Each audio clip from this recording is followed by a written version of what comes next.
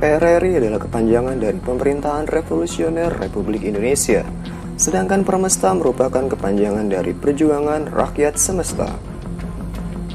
Dua gerakan ini biasa ditulis PRRI garis miring Permesta. Gerakan ini sebenarnya adalah dua gerakan yang berbeda, guys. Kenapa berbeda? Apa urusan Anda menanyakan itu? Karena daerah gerakan mereka berbeda.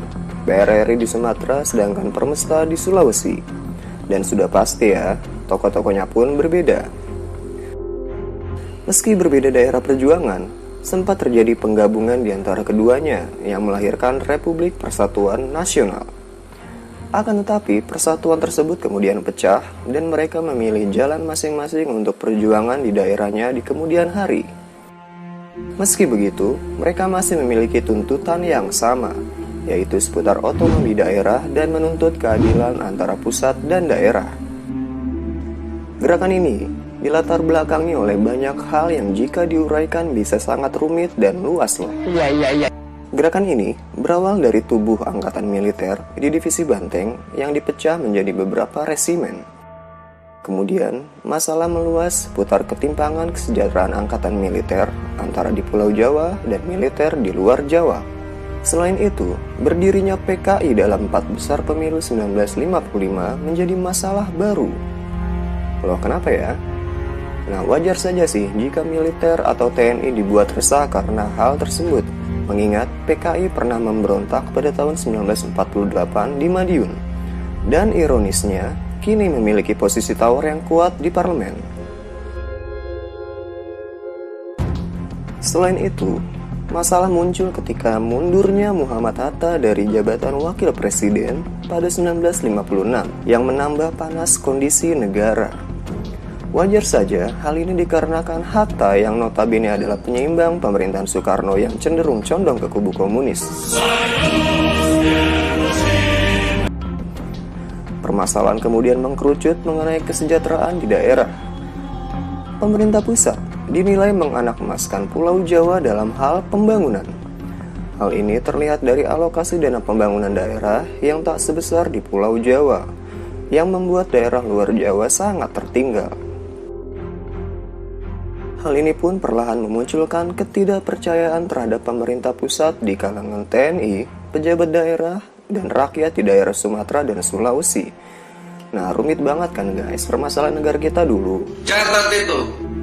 Pergolakan di Sumatera dan Sulawesi pun muncul dan diawali dengan didirikannya dewan-dewan daerah pada medio 1956 hingga 1957. Dewan daerah yang didirikan diantaranya adalah Dewan Banteng di Sumatera Tengah yang dipimpin oleh Letkol Ahmad Hussein, Dewan Gajah di Sumatera Utara yang dipimpin oleh Kolonel Maludin Simbolon, Dewan Garuda di Sumatera Selatan yang dipimpin oleh Letkol Barlian, dan Dewan Manguni di Sulawesi yang dipimpin oleh Letkol Vence Sumual.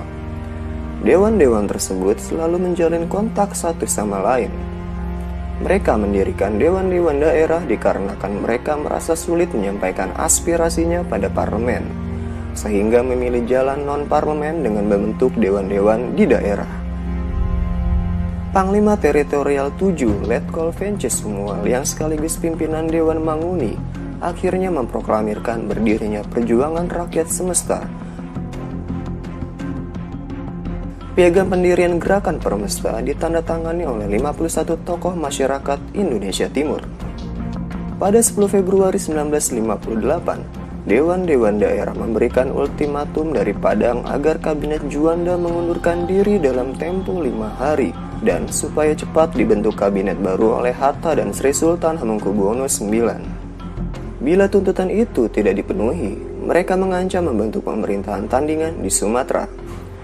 Presiden Soekarno mengambil sikap dengan menolak tuntutan tersebut. Akhirnya di Padang diproklamirkan berdirinya Pemerintahan Revolusioner Republik Indonesia oleh Letkol Ahmad Hussein pada 15 Februari 1958. PRRI kemudian mengangkat Syafruddin Prawira Negara sebagai Perdana Menteri. Nah, perlu kalian tahu guys, Syafruddin merupakan mantan Presiden Republik Indonesia dalam pemerintahan darurat Republik Indonesia yang berdiri pada 1948 hingga 1949. Pemerintah pusat sebenarnya sudah membentuk Dewan Nasional untuk menyelesaikan permasalahan aspirasi rakyat daerah.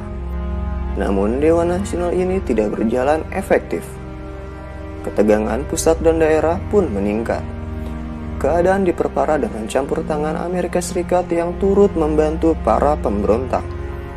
Selama 1957, pihak Amerika meningkatkan perhatian bahwa Indonesia akan sangat rapuh di bawah komunisme akibat meningkatnya pengaruh Partai Komunis Indonesia. Pada Januari 1958, Central Intelligence Agency atau CIA mulai mengembangkan dukungan misi rahasia kepada pemberontak PRRI dan Permesta.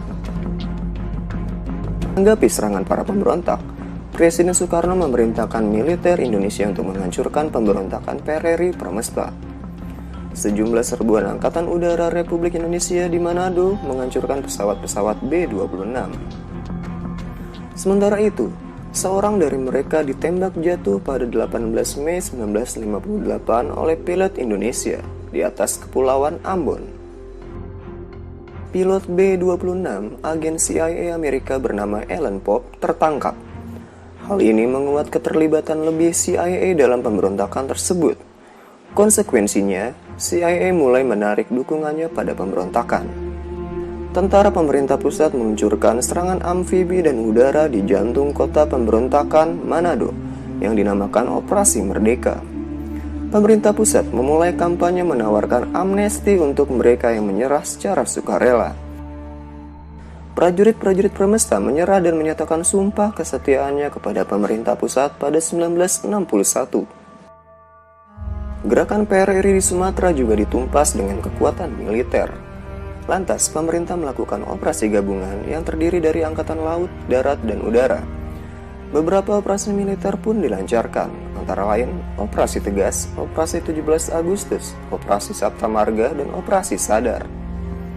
Dalam waktu singkat, banyak pimpinan PRRI yang menyerahkan diri.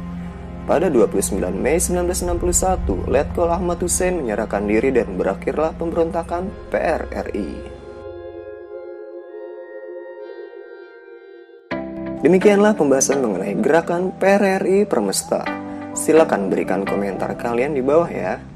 Jika kalian merasa video ini bermanfaat, boleh dong klik tombol like-nya. Silakan share video ini ke teman-temanmu ya. Akhir kata, salam jas merah.